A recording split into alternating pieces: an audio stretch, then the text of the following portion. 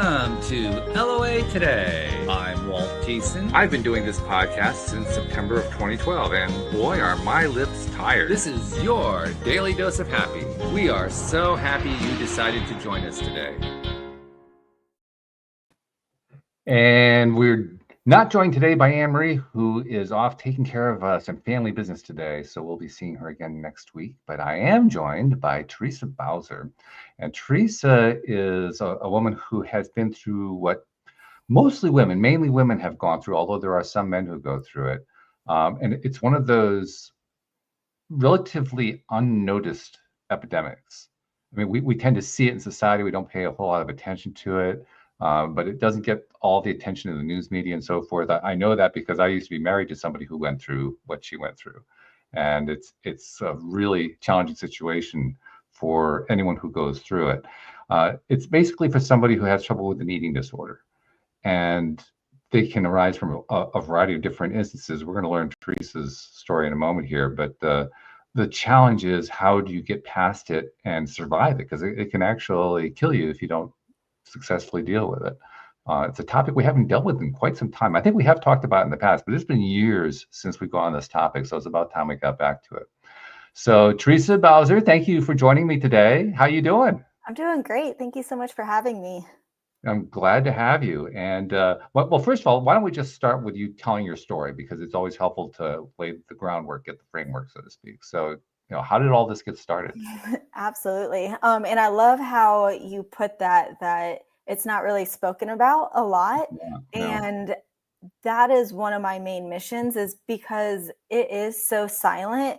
As much noise as you hear about people struggling with eating disorders or body dysmorphia, there's so many different levels of it that it does go hidden very often, because you can hide it, and you don't have to be the stereotypical rail skeleton person in the hospital to have this. So thank you for bringing me on here to share my story. That's something I've been very aware of since like the early 1980s. And the reason I was aware of it was because there was a famous pop singer, Karen Carpenter, who succumbed to this exact situation. And that's when I first became aware of it. None of us in her family, nobody knew how to handle it at that point. There was no information, there were no guidelines or anything. But those of us who were paying attention realized, wow, this is pretty serious stuff. And it has fortunately evolved to the point where we do have treatments for it. We do have ways of handling it, but it's still a challenge. So anyway, sorry, I didn't mean to interrupt. I just wanted to mention that as a background. Absolutely. So my story kind of started when I was in elementary school. I was competing in gymnastics as a little tiny tot. I wasn't Olympic level or anything, but just having fun. And I did really well in a gymnastics meet. And we came home and I got to pick out any leotard that I wanted. And I had my eyes on this little 2-piece leotard for so long. And I put that baby on. I ran out onto the gym floor, and one of the coaches at the time made a comment that, why am I wearing that? I shouldn't be wearing that. I need to go put my one piece back on, and something to that effect. And those words really stuck with me for the rest of my childhood. It is almost like, those little crane toys where you like pick up the little stuffed toy, picks it up and drops it. I feel like in that moment, like my childhood picked up and like something else was replaced. My thoughts, my feelings. And I was little, I was in 3rd or 4th grade. So I didn't understand what these thoughts and everything were. So I couldn't speak them. I didn't tell anybody. I just knew like shame and guilt and questioning everything. Looking at myself in the mirror, the way I picked out clothes were determined by how I felt that day. And this was at an early age, so I didn't understand anything. And back then, you didn't know what an eating disorder was. You didn't know what anorexia was or anything. Yeah, you're too young. So as I got older, I started to equate those feelings with what I was learning in media, learning that, okay, this is anorexia. So I don't have to eat in order to control these feelings. I can be in control of this by doing certain actions. And it got bigger and bigger and bigger from there. By the time I was in high school, I was doing all of the things, hiding all of the things. So nobody knew, but I could hide it because I was never that stereotypical person with an eating disorder. You would never know, like you would never know. And that's how I wanted it. Like I was riding that fine line. Yeah. So that's where it all started. And I just turned 40 now. So over the course of however many years, I was either struggling or combating, and now I could safely say that I have recovered and I'm thriving. Congratulations, by the way. Thank you. Thank you. Yeah, that's really important. And I have to admit, there's part of me that's asking myself, why on earth did that coach make that comment? Why was that even important? I can't even begin to grasp that one. Me neither. And it's such a pivotal time. Like I can remember it. And I remember the color of that leotard. I remember going home and shoving it in this little white dresser drawer that I had. Like I see it. She didn't last long at that facility, thank gosh. I would think, yeah. But in that moment, she stripped so much away from me. And looking back, I mean, I can't erase the past, but I'm glad I was able to come through it the way I did, so I can speak on it now. And she probably had no idea what she was doing either. A lot of people don't, and like you don't realize those small little comments, especially at a small impactful age, can really, really change the course of someone's life. Yeah. So, all right. Well, anyway, the map had been laid out, and so now you had to deal with it. How long, first of all, did it take for you to realize you had to deal with it? I mean, like not deal with it in terms of, okay, here's what my plan is, but I need to solve a situation here that's getting out of control. At what point did you realize that? I think it was my sophomore or junior. I want to say it was my sophomore year in college. And like through college, I too was the partier. So I had two things that I was struggling with, like the abusiveness of partying. You and most of the college population, right? Yes, but I was going above and beyond of just your casual partier. So I was deep into abusive relationships, into drug abuse, into partying. And I think a lot of it feels like the confidence levels that the eating disorder and the ego was hurting, it was fed by partying. So it was covered up. So it was just this tornado. And I remember I think it was sophomore year of college, for the first time, I had an incident that it scared me. It was the first time where I thought like my life was in jeopardy. And I vowed that in that moment that I would never do any of these habits again, that I had to change. And that's a lot of recognition going on. I mean, from what I've learned, now my ex is actually a former therapist. So she used to deal with people who had issues like she had gone through. And in her experience, yes, you knew what was going on, but somebody else had to point something out to them. You didn't have that. I didn't have that. You figured it out yourself. That's something. No one knew. I never told a single soul until I was 39 years old. So this is all really coming to fruition in this past year of me speaking it out loud. And that was part of me speaking it out loud, was part of the recovery and putting it to rest. And we can kind of talk about like the running and the ultra and how that healed me. Well, we're there was a certain race that really helped me, but in that pivotal moment. But at that time, as strong as that moment was, where I was scared to lose my life in that very moment, I didn't have the tools yet to change. I couldn't. Like, it still 100% controlled me, even though I just experienced something very scary. I was like, the next day I was back to who I was back then. So it still compounded, like, but then I started to have more moments like, I need to change. I don't know how to change. This is easier. I can't. All of those mental mindset strategies that I put forth, then they weren't there yet. And I was still partying. So things were foggy. I didn't have a passion or a purpose to like drive me out of that situation yet. So I was just living. If you call it living, I was in the hamster wheel. And that hamster wheel is, what's the word I want to use? It's attractive in some ways. It's easy. It sucks you in. It's easy. Yeah. It's the easy path. Right.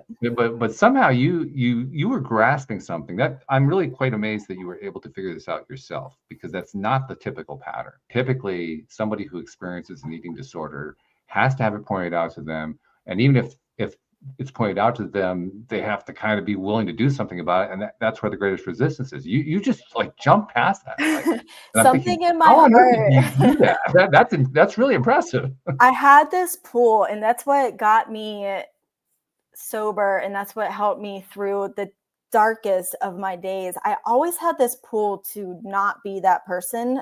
Like I knew I was meant for bigger and better things, and that wasn't what I was supposed to be doing with the rest of my life. Like something inside of me, like the intuition, maybe like your gut, but my heartstrings were pulling a separate way, and I was aware enough to know that that's not me forever. And I don't know how I'm going to change this, but I'm going to start fighting a little bit day by day to figure this out. So I just started fighting. I didn't know what I was fighting for or what I was going for, but the fight started.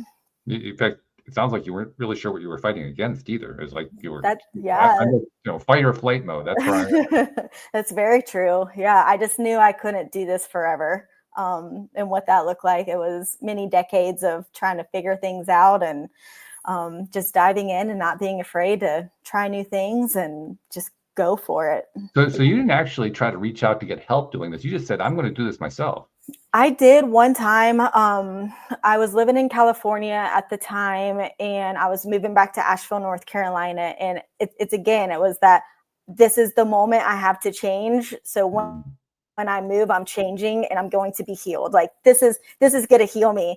So I went to an outpatient resource center and I did all the things, the intake, didn't tell anybody I was going. I knew I had to do outpatients to still keep it a secret.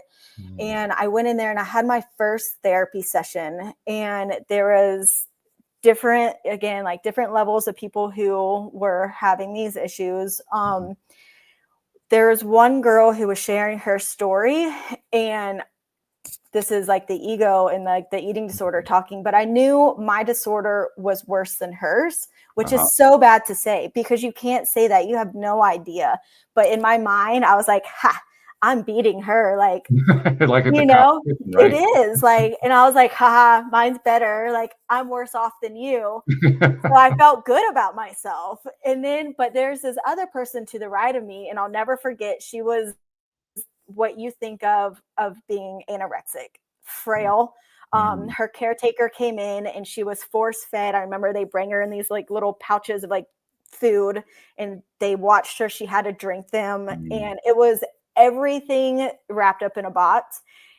And I was like, I'm not good enough. I'm not her. How can I be her? I need to be her. Wow. I never went back.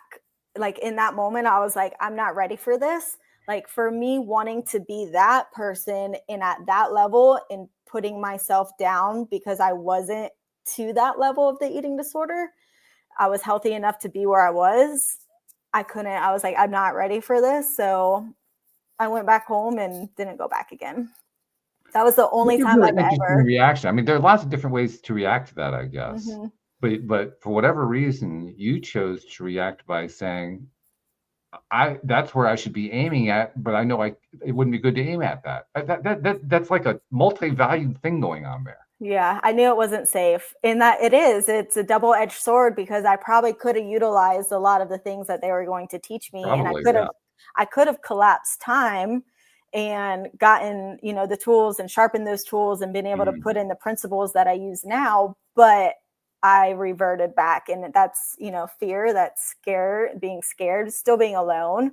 So yeah. And one of the other things that is a fairly common approach, and it sounded like they were trying to do it at this particular outpatient clinic, was to combine people who are experiencing the same thing into the same group with the idea that they end up supporting each other and providing emotional support, verbal support, all that kind of thing.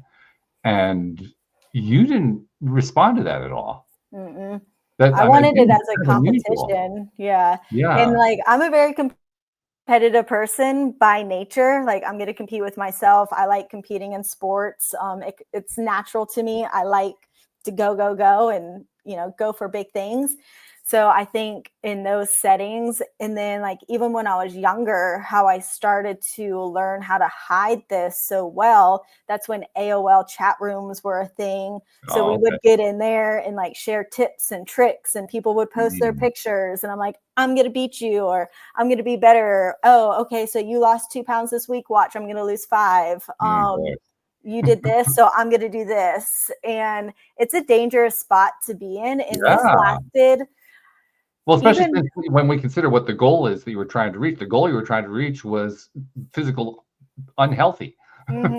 Even during like when I was very aware and I was grasping this idea and I was getting closer and closer to like really wanting to recover, and like I was in that mindset, I had to be really cautious, because if I started going down that path a little bit too much, it would be triggering to me.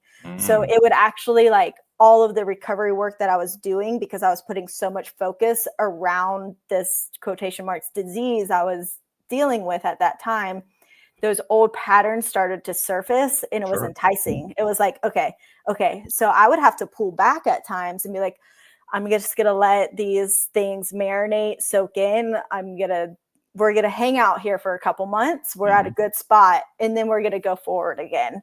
And I think that's really important for anyone who's trying to up level or do anything. Like, it's not a rush. Things do take time. You can learn principles and tasks and things to do to collapse that time, but never rush what you're doing, because you are someplace at the right time where you're supposed to be. Yeah, that's a key point that I think you're touching on here, which is that we feel like it all has to be fixed. Okay, right now. And that's not the way these things, especially stuff that we need to work on. It's extremely rare. I mean, it can happen, but it's extremely rare to encounter something that we need to work on that we can fix in 5 minutes. I mean, typically we have to put some time in, and we have to sit with it, and we have to kind of make mistakes and 2 steps back and 3 steps forward and all that kind of stuff. Just because it wouldn't be an issue. It'd be easy. It would be easy. Yeah, for sure. Especially if it involves changing who you always have been, or changing who you are now. There's so many little things that you have to do, and you can be doing all the steps, and you can be journaling that I will be better tomorrow. But if you're not putting in that inner work and really listening and taking a non-judgmental approach and awareness of your thoughts, your feelings, and your actions, and then doing something with them, then you're not really getting anywhere. And that's where the frustration, and that's where you quit come in. What you're talking about is how we can have tools handed to us, but we really don't use them to their fullest advantage. Journaling is a great tool. It's a very effective tool. But if you're not using it in a way that actually taps into where you're really at and what you're really feeling and what you're really experiencing, it's not going to help. How can it? And it's all about the energetic match that you're putting out there for so long. Like, I wanted to be fixed. I journaled. I did all the things. Like, I started reading the books, but you can't do those things and then still think that, oh, I don't like what I see. Oh, I'll never do this. And like, you lower your own vibrations. And when you're lowering your own vibrations and you expect to be up here, there's not a match. So you're just constantly missing that piece. It's often called imposter syndrome. The idea that I'm going to aim to be this person, but I don't really believe for a second that I'm that person. So I'm not really aiming at it, and I'm really not going to take steps in that direction, but I'm going to pretend that I am. Yeah. Yep. It's like the whole fake it till you make it. Like, it's so hard for me to be like, yes, we're going to fake it till you make it. But when you do that, you're almost twisting what you really want to do, because why are you faking it? No, you are making it. Like, live in the vibe of which, like, be the person who you want to become. Like, you are her. And once I tapped into that, once I really, really learned how to do that, that's when like the changes started to happen. That's when I saw somebody else different in the mirror, because I was looking at that person. Like, was there like a turning point? Was there some sort of a watershed event that made you say, you know what?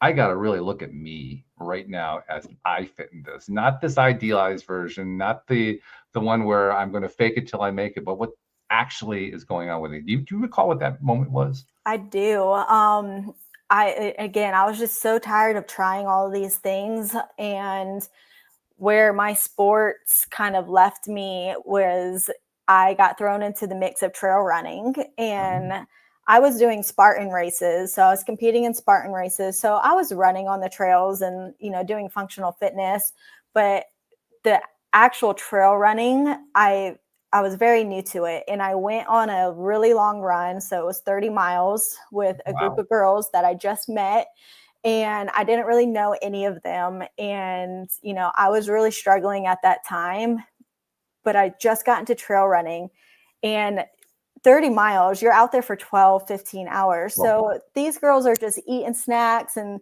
having fun. And like this just aura that they were putting off, and like the joy, and like they were so strong, and they're like running so well and having so much fun and just like so careless and happy. And it's so simple, but I was like, I want to be them. Like that is what I've been searching and struggling to be like my entire existence. Like that vibe, that spirit. And like I know I exuded that. Like I was and I still am like a very high-spirited person, but so much of that was like the struggle on the inside of like, when I get skinny enough, then I could allow myself to have that. So my whole life I was fighting for that in order to feel those feelings. And I remember I had these little honey packets, and they're like, "Are you just eating honey today?" And I'm like, "Yeah, I'll be fine." But little do they know, like that's all I was allowing myself to have is like 5 honey packets on like a 12-hour day. And in that moment, I was like, I fell in love with trail running. So it was so healing to me, like being out in nature, and you have to be healthy to do it. But I was like, if I'm going to be a trail runner, if I'm going to commit and love this and find this as a passion, I have to change. Like I can't keep on doing this. And in that, like during that run, I've just told myself I'm going to do whatever I need to do. And it's time to make the real changes. So I'll tell you one thing I'm hearing here. Now you tell me whether I'm right or not. Okay. But one thing I'm hearing is that you had something you didn't have before. You had a new model. The model was these other runners. Yep. And it was a model you had not seen before. You'd not encountered it before. Exactly. And it was not a skinny girl model. It was the skinny girl was not part of that model. So it was a different way of basically deciding that you wanted to be. Yeah. I was like, I'm going to be a runner, and there's no shapes or sizes for a runner. But I started looking in the mirror every day and be like, these legs get me up mountains. This body gets me up mountains. In order to climb these huge mountains, these technical trails, and be out on the trail, I have to be healthy. So I started telling myself what I do today dictates my tomorrow. So I would wake up, set my intentions, like what am my mind, my thoughts, my eating patterns, every little thing was going to dictate the next day. And that gave me a purpose to work for. And in those moments when I wanted to lapse in my recovery, in those moments where I wanted to take the easy way out and be like, oh no, because again, nobody knew at this time. So I could cheat. I could do like, it was my own adventure. So I had to be really real with myself and be very aware with my thoughts, what was causing those thoughts. And I had to give myself permission to start exploring those thoughts. And I don't even want to say permission. It's almost the freedom, because, back to like the word of like, fake it till you make it, like permission. I almost had to stop saying permission, because that kind of is telling you like, you can't do this, but I'm just going to give you permission this one time, like you give permission to like take time off work, like what happens if you don't get permission, then you get in trouble. So giving myself the freedom to explore a little bit really opened up a lot of space within myself, and there was no right or wrong. I could just do, and it was okay, and I could have fun with it. So did you find that you were taking advantage of the fact that you had met these women who were joyous and happy in their running experiences, and they had the different body types and so forth, and they represented a new model of existence. Did you find yourself befriending them and developing a relationship, or did you decide, no, I'm going to go my own way? Oh no, they're still some of my best friends. Absolutely. Okay. And just getting involved in the trail running community. Like, I fell in love with it. I started racing. I hired a coach. And it has been the ultimate healing. And the people in the trail running community are so fun. And we all come from different walks of life, and we all have the same goal. And yeah, it's just been really an incredible journey. What would you say is the impact of having those relationships that you were developing with these runners, relationships that you were really developing for the first time? But what was the impact of having those relationships? It's huge. Like, even though they didn't know what I was going through, like, they were my secret anchors and my friends who I would run with, like, them just representing everything in life. And we all have our struggles, and they could have been fighting their secret battles too. But in those moments, seeing how happy they were and how joyous and strong and how great, like, and I'm not saying great as in they were the fastest or great, they were in first place, but how they were showing up on the trails in life and just the people who they were. It was the first time that they were just the full embodiment of healthiness and role models and just like deep connection.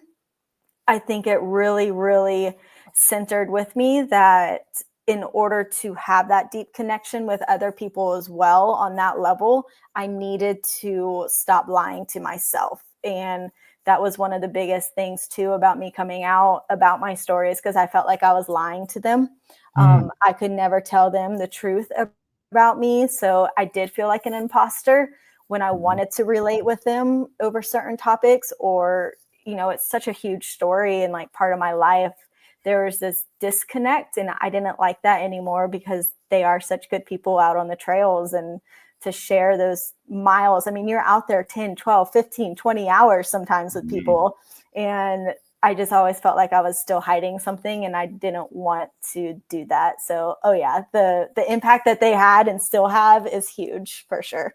So let's tie the chronology in, because you mentioned how you really recognized the problem when you're in college. At what point did you start doing the trail running? I'm trying to figure out, okay, where does this all happen? Yeah, absolutely. So trail running is fairly new.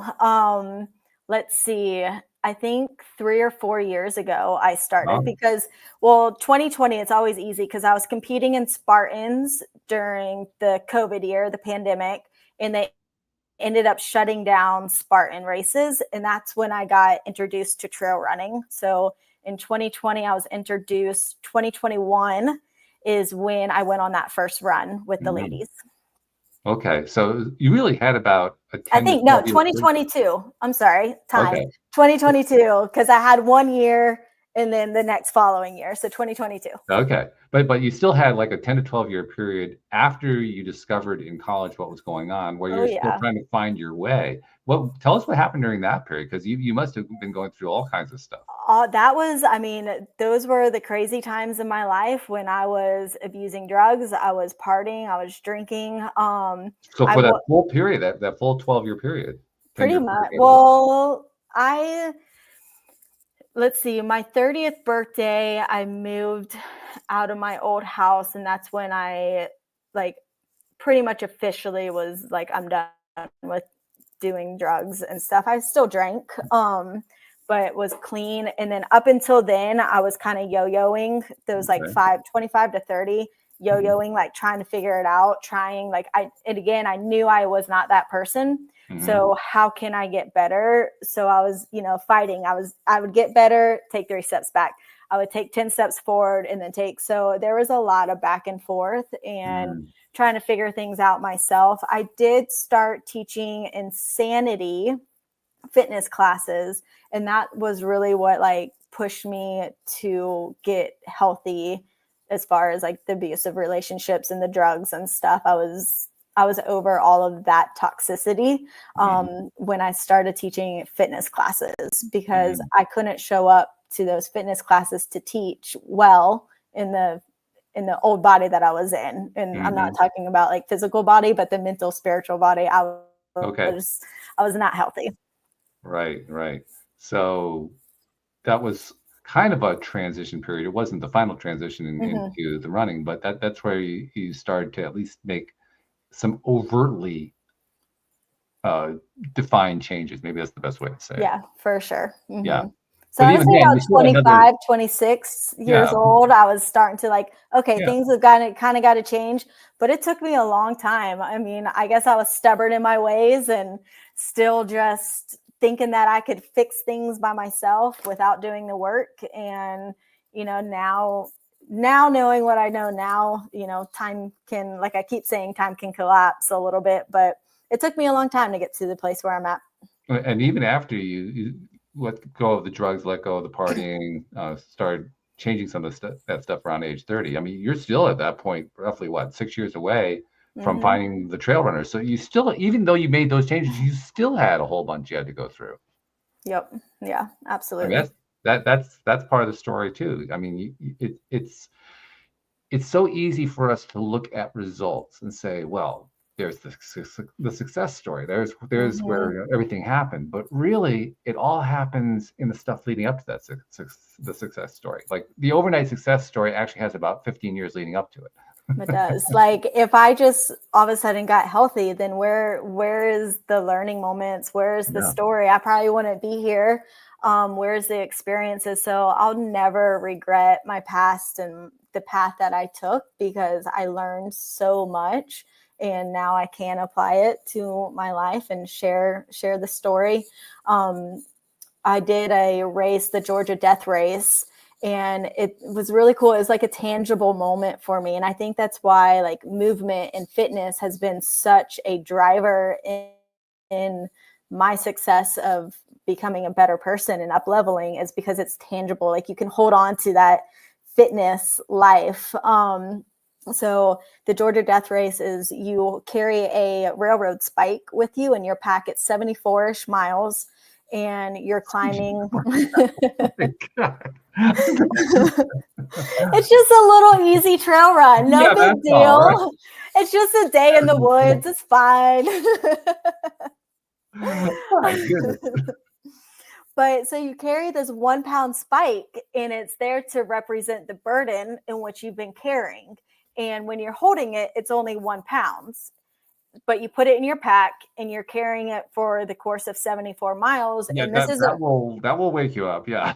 It's a really tough course. So I forget my time, but I mean, people are out there like 20, 22 hours. Wow. So like over time, like you start to feel it, like there's a spot in your back where you'll start to feel the spike and it represents like this little thing that you've been holding on to just grows and grows and grows. So leading up to that race is like, I have been doing so much work and I was to this point where I knew if I didn't speak about my struggles and everything openly, I would always be carrying this in and it would still always be winning. So it really had a major impact just doing that one race, carrying that one pound spike. Yep. So then at the end, you drop your railroad spike into a coffin to signify you cross the finish line and you're out there by yourself. You can't you have pacers in races usually, but this one you can't have any pacers. So you're out there just running by yourself. So a lot of time to think and reflect through a lot of pain. It's fun, but you do have a lot of pain caves. So you cross the finish line and you drop that spike in the coffin and you're bearing that burden is what it signifies. It's a very significant moment. And it's a moment that you're experiencing in solitude. That's one of the things that's kind of mind-boggling to me. I mean, typically with a lot of the kinds of athletic events that exist, there's there's everybody grouping together at the end. They're all kind of coming together and supporting each other and patting each other on the back. Yeah, we did this and so forth. This is an event where you're the only one there. Well, there's a lot of other racers. There's like 300 people that enter this race. So you're all out there, but you're all in this secret mission and you don't know what everyone else's burden is. And everyone's on this different path than That's the part that's really kind of yeah, messing it's with my so head right fun. And this is another reason why ultra running for me just really stripped me to like the rawness to my core now. to almost start over. Because when you're out there doing 100-mile race, more than 100 miles, 74 miles, you're out there for 37 hours is my longest time on feet up until today. I can't even fathom that. I'm doing a race in June it's going to be like more like 55, 60 hours. So Oh, we'll a real see. short one by comparison. Yeah, it's nothing. So during those moments, I mean, talk about like you go into this race thinking that you have it all figured out and you have your goals and you have this and like what you've been working for and training for. The minute your toes cross that like start line, it's a whole new world. So you don't really know what you're getting yourself into. So you have a lot of time to really like get stripped raw down to who you really are. And you always come out of those races a different person, and like what you get to apply that into like your next training block, your life in general, who you are, it changes so much of you. And it's always for the better. Like when you do something so hard and put so much discipline and just love into something and you finish, like, how do you ever regret doing those hard things? You never like end like, oh man, I wish I didn't do that. It's like, I'm no. kind of blown away that you don't just quit. I mean, I suspect that's what most people would do. Most people would get partway into it, like, no, this is far too hard. I'm not going to do this. I quit. I'm going to go do something else. Oh, but yes. You don't do that. No, I've stopped one time, but it was because of health issues. But other than that, like there's no quitting. There's just you do hard things and you jump through hoops and obstacles and you figure things out and you like that's part of your personality. You want to do the hard thing. Oh yeah, absolutely. Mm-hmm. Wow. Yeah.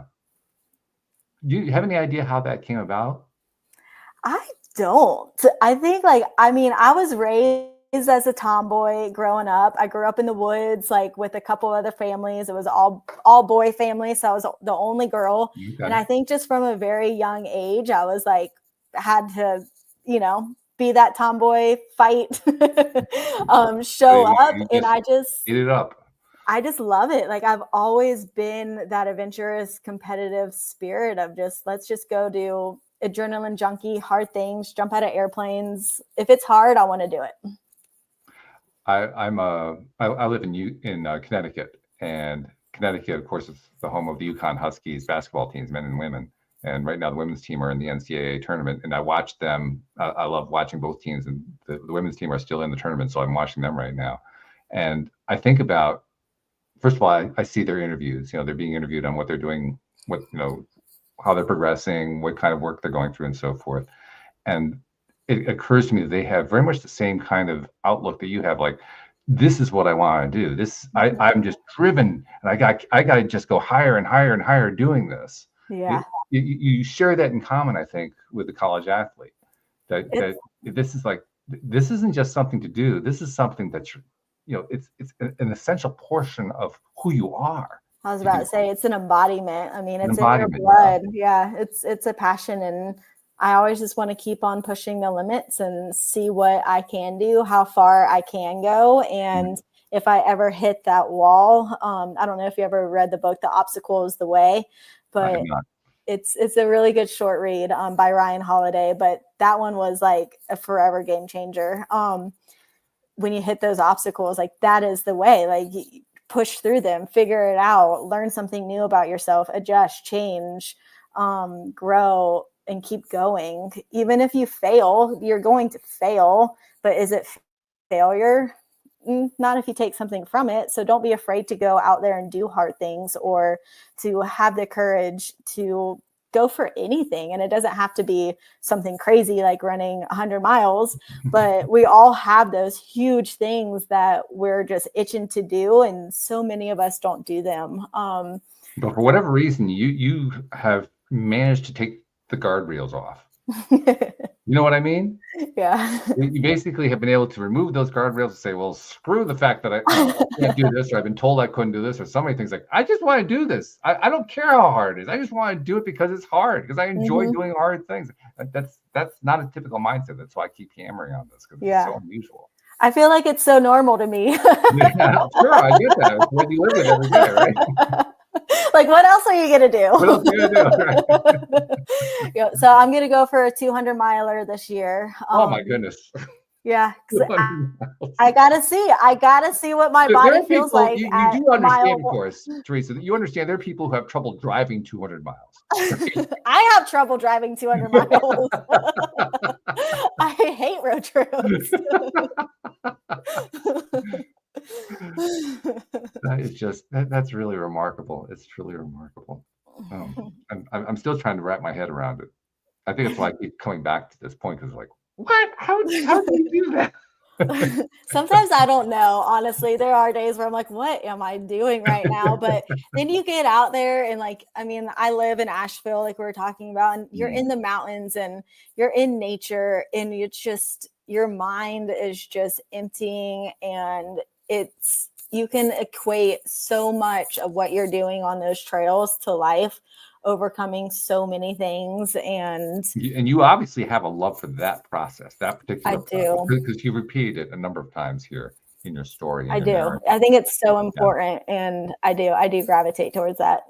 Yeah, it sounds like it's an essential part of your mindset practice. That for you, mindset is built on your activity. It is. I mean, for some people, it's built on meditating, or for other people, it's going to be built on a career choice, or becoming a mom or a dad, or something like that. For you, it's this. It is. It's a lot of movement, and just it's a pure passion. And I think through it, I found a purpose. As cliche as that is, but I think it's really, really true. It's also very cool in that many of us go through life trying to figure out what our passion is. And we usually try to define it in terms of a career choice or perhaps a family choice. But you found a way to identify a passion just as a passion. It didn't have to be tied to something. It didn't have to be, I'm going to make money doing this, or I'm going to make a family doing this, or I'm going to have some sort of other result come out of doing this. The passion was just the thing itself. Yeah. That's pretty unusual too. And that's quite commendable, because in order to do that, you really have to tap into who you are. And that's what you did. Every day. And continue to do. I mean, and I'm going to go out on a limb, not too far out on a limb, but I'm going to go out on a limb and say, this is part of the ongoing challenge for you every day. Yeah. I mean, you wake up and you go onto the trails and you're going to challenge yourself in many ways. And I mean, I have trail running days where I kick rocks and I cry, and it's a challenge, and you just have to figure it out. Like, why is this a challenge today? And what is this bringing me, and why? And it's just ever evolving. So it's not all fairy tales and glitter and butterflies out there. And I think no passion has only joy. I think that's what brings a passion. If it's going to bring hurt, it's because you love it so much. And why is it bringing hurt, and what can you do about it? Do you find that the trail running is somewhat similar to what some people might use, say, a shower for? A way to just kind of clear the mind and figure out what their next steps are in life? 100%. Yeah. 100%. Yeah. When the hurricane, because I live in Asheville, when the hurricane came through, like, all of the trails were closed. And I mean, all of us, the whole community, not only did, the homes around us get devastated, but our trails were devastated. And that's our second home. Like, not being able to access that and go run and do what we do every single day as a part of our life. Like, that was devastating in our own, because we didn't have that time. We didn't have the time to connect with nature the way that we did. And when we did, it felt really, really different with all the trees and everything down. How'd you deal with that?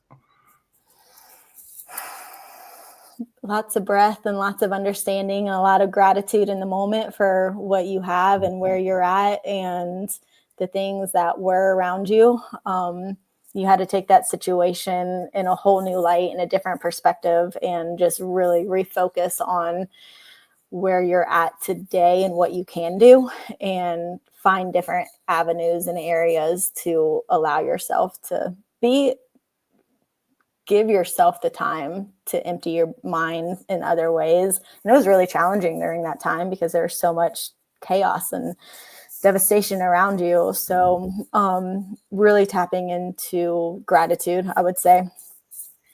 Again, another unusual thing in that I admire it. I'm glad that you did that, but that's not usually the first place for somebody to go when they're dealing with a challenge. You somewhere along the line, you picked up the idea that being grateful for ABC in your life is going to get you through the hard stuff. Do you remember how you developed that?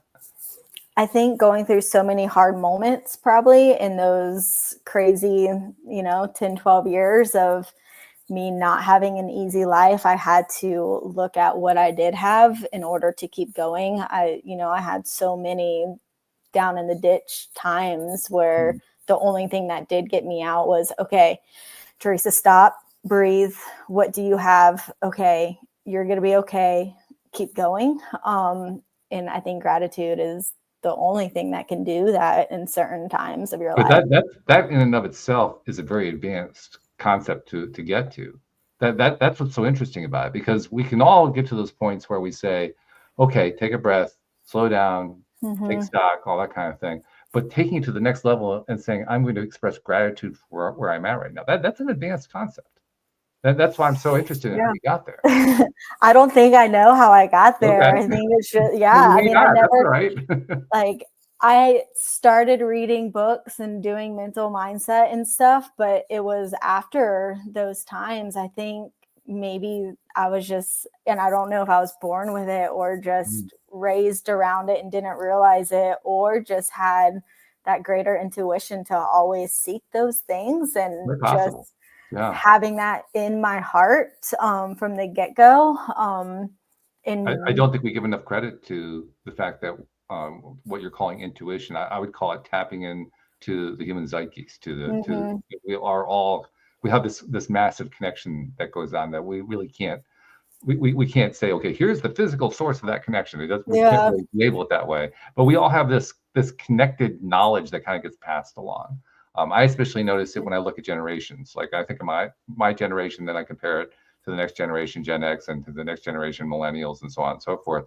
Each generation, I see more and more information evident that has evidently been passed along that was never actually taught necessarily. It kind of got picked up by that next generation. Yep, it's that wisdom, just little wisdom, little nuggets, that you pick up along the way, and you don't realize what you're doing. Like, for so long, I didn't realize I was doing the things that I was doing when I said I was just fighting for anything, but I was actually like working towards a better self, like identifying, like believing in myself, creating a new identity, being that person, taking the steps. I had no clue what I was doing. I was just, like, to me, in those moments, I was not doing anything at all. But you were tapped in for sure, because obviously, just based on what you were doing, clearly you were receiving information. Clearly you were acting out. You just couldn't necessarily tell us where it came from. Yeah, I couldn't tap into that. Yeah, I didn't know, I didn't have those books or those principles yet. So it is really cool to look back and be like, dang, you actually kind of knew what you're doing. You just, you weren't as waste case as you thought you were. That's right. Yeah. Well, I mean, your story is so unusual compared to the typical story that I certainly hear here on the podcast. But I think it's also so different from what we all typically hear from the people we meet in our lives. So that's what makes it so fascinating, that first you took the path that you took, and second, you were able to extract these truths along the way through that path. And I can certainly see it. You basically have put yourself on a path where anytime that you're dealing with challenges, you're never in a comfort zone. You're always doing something that's outside that comfort zone. And that is where we're going to learn the most. So it does make sense from that perspective that you'd be able to do it. But you've been able to do it consistently. You stay consistently outside. I mean, have you ever been in a comfort zone? I'm not sure that you ever have. No, I live in the unknown.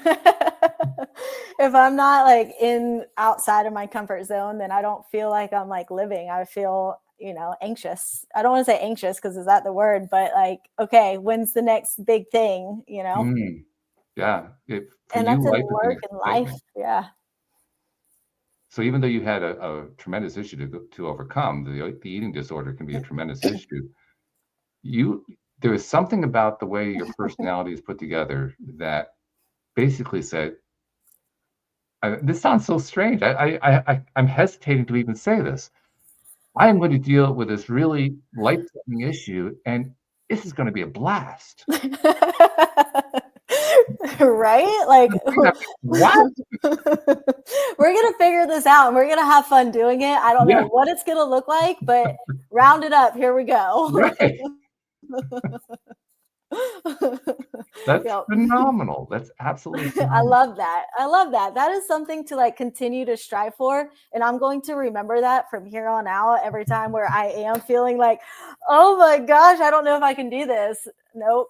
The whole new perspective has just changed. You opened it up, Walt. Well, you realize that you are now a model.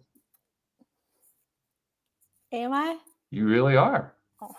I never in a million dreams would think that I would be where I'm at right now. If you would have asked little Teresa when she was going through everything, the thick of everything, and experiencing the things that she was experiencing, never would I say, I'm going to be on a podcast one day and I'm going to talk.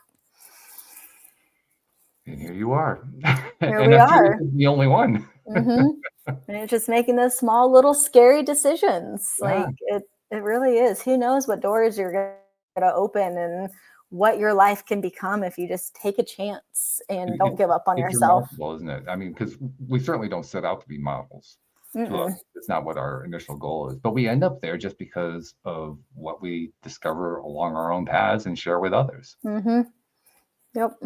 And that's what the models that you encountered did for you. The other runners in the trail running group, they had no idea they were going to be models.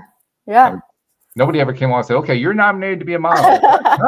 Right? On this run, you're going to model exactly what is going to help Teresa heal. Teresa, yeah, right. No way. You know, if someone had said that to them, they would have said, what? What? They probably would have changed. I think just being yourself and being authentic and really just giving off your own love and your own light as who you really are, that is how you become a model. There's no faking what you want to put out. Yeah, that's a big lesson that you learned along the way. I mean, you learned a lot along the way, but that's, I think, the biggest one, that you can't really fake your way there. You actually have to be your way there. Yeah, absolutely. Yeah. And it sounds so easy to say it that way, but that's a significant thing. That is. Yeah, I like that one too. You have to be your way there. Write that down, kids. Take note of that. That's a journal entry. That's a journal prompt. There you go. I like that. Yeah, very good. Well, we always have a few things that we like to do as we draw one of these sessions to a close. I want to do them with you. First and foremost, somebody who does want to touch the face of their model, wants to reach out and say, hey, I admire what you've been doing. Maybe you can help me. How does somebody find you? How do they reach you? Yeah, absolutely. You can reach out to me on Instagram at Teresa Bowser Fitness. I'm pretty active on there, or Facebook, Teresa Bowser. So you keep it real simple. Very simple. I like that. Yep. You do it through social media where anybody can find you. That's the best way. I like that. Yep. So good stuff. All right. Second thing I like to do. Now, normally I would have my co-host here. My co-host would be jumping into and she'd be sharing all of her admiration for what you do as well. But she can't be here today. And I usually ask the co-host to kind of give a summary of what their takeaway is. Well, obviously I can't do that today, so I have to share myself.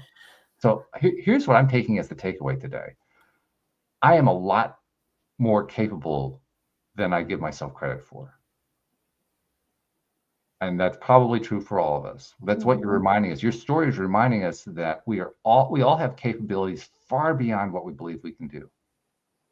And the only way we're ever going to find them is by taking the steps and going out of that comfort zone and finding them. That's what your whole story basically tells us. Yeah. Find the courage. When you don't have the confidence, find your courage. Yeah. So that's great stuff. And then the third thing I like to do, and this was gonna flip you, I can tell. Ready. I like to. This is something I started a few years ago. I recognized that now that we live in the 21st century and we have this ability to connect to each other through Zoom and Streamyard and a whole bunch of other things like this, and we can be in completely different parts of the country or even around the world and have these conversations, and it really, first of all, it makes the whole world a lot smaller, but second of all, it ties us. These connections, these human connections, are so powerful. In the process of doing these connections, people like you are coming onto the show, or perhaps you're going onto social media, or you're just going out into the community, or you're doing a variety of things to share your story because you went through a really difficult time. You came out the other side, you discovered something, and you wanted to share it with the world. And so that becomes an opportunity to basically self-promote, to just get out there and to keep telling the story and keep sharing things and so forth. And that's the way the 21st century is now working. That's what the internet has given us, which is a wonderful thing. One of the things, though, that kind of falls through the cracks is that we don't get a lot of credit for that. In fact, that's kind of what we don't do. We don't get credit because that's the way the whole marketing thing is set up. You don't get credit for that part. And I say to myself, now I'm older generation, and so I kind of flash back to pre-internet. I say to myself, no, we should get credit for this kind of thing. So, Teresa, on behalf of those people you have never met, never seen, never will meet, never will see, who you have been influencing as a model, as a storyteller, telling a story that's helping other people in ways that they don't even know about and you don't even know about, on their behalf, thank you for what you're doing, because you are making a difference in this world. Thank you. I'm gonna get teary-eyed. That's so true, though. You don't really understand the impact that you are having. I mean, even, like, your podcast is reaching millions of people of what you're doing. Like, the impact is huge. So thank you. Yeah. Keep doing what you're doing too. It's fun. It's fun to know. I've told this story many times here on the show, but I started the podcast 12 and a half years ago. And for the first few years, I mean, there was never a question of paying attention to listenership because, first of all, we didn't have that many listeners. And I never really did it for that anyway. I never did it for the listeners. I was trying to help myself. That's why I started the podcast. Yeah. And then I got my first email from a listener one time, and it absolutely scared the pants off of me. Because the first thought that went through my mind was, I have listeners. And the second thought that went through my mind was, oh my God, what have I been saying? Right. I know. I always get off podcasts. I'm like, what did I talk about? What did I say? I hope I said right things. No. Did any of it make sense? Did I offend anybody? Right. Was it stupid? Yeah, what did I do here? Because even doing this is still nerve-wracking, like talking on podcasts. You're a natural. I'm still like, well, that's 12 and a half years of practice. That's what the natural is. But we don't realize the impact that we have until we get, I was glad to get that first email, by the way, and it was a very wonderful email to get. And I've gotten many messages from listeners since then.